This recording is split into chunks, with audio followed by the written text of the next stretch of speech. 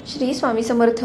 आपण उंबरठा पूजन का करतो? उंबरठा स्वच्छ रोज का ठेवावा? त्याच्यावरती हळदीचं लेपन का करावं?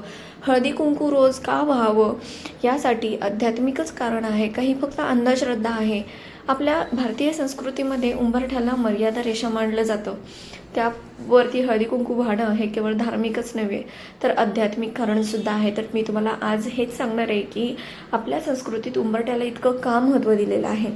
घराचा उंबरठा हा लक्ष्मीचा उंबरठा असतो आणि हा उंबरठा घराबाहेरची नकारात्मकता ऊर्जा जी असते ती येण्यापासून रोखतो. जेव्हा आपण उंबरठा स्वच्छ करतो तेव्हा आपण एका प्रकारे आपल्या घरातील वास्तुपुरुषाला आणि लक्ष्मीला आमंत्रण देत असतो. उंबरठा अस्वच्छ असेल तर घरात दारिद्र्यता आणि नकारात्मकता प्रवेश करते.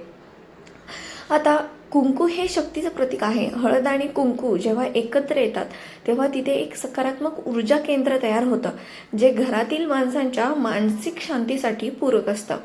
स्वामी समर्थांच्या सेवेत ही घराची शुद्धता महत्त्वाची मानली जाते. उंबरठ्यावर हळदी कुंकू वाहताना आपण ही भावना मनात ठेवायची आहे की हे स्वामीराया, माझ्या घरातील वाईट विचार बाहेरच राहू दे आणि केवळ सुख समाधान घरात येऊ दे. हा उंबरठा घराचं सुरक्षा कवच म्हणून काम करतो. आता उंबरठा पूजन कसं करायचं तुम्हाला? रोज सकाळी उठल्यावर सर्वात आधी उंबरठ्यावरती थोडे पाणी शिंपडून तो स्वच्छ पुसून घ्यायचा आहे. त्यानंतर उंबरठ्याच्या दोन्ही टोकांना किंवा मध्यभागी हळद कुंकवाचे 2 टिक्के लावावेत किंवा छोटे स्वस्तिक काढले तरी चालतं. शक्य असल्यास उंबरठ्याला नमस्कार करायचा आहे. शक्य व्हायला काही हेच नाही आहे. नमस्कार करायला 2 मिनटं पुरेसे असतात.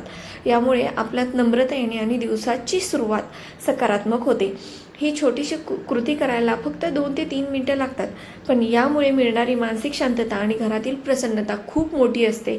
जर तुम्ही ही सेवा करत नसाल तर उद्यापासूनच सुरुवात करा आणि बदल अनुभवा की तुम्हाला याच्यामध्ये काय काय अनुभव येतात. तुमच्या घरातील पूर्ण निगेटिव्हिटी बाहेर जाते.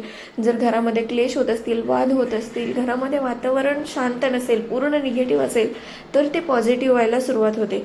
तर तुम्हाला ही माहिती कशी वाटली मला कमेंट्समध्ये नक्की सांगा आणि अशाच स्वामी सेवा आणि आध्यात्मिक माहितीसाठी आपल्या चॅनलला सबस्क्राईब करा. श्री स्वामी समर्थ. श्री गुरुदेव दत्त.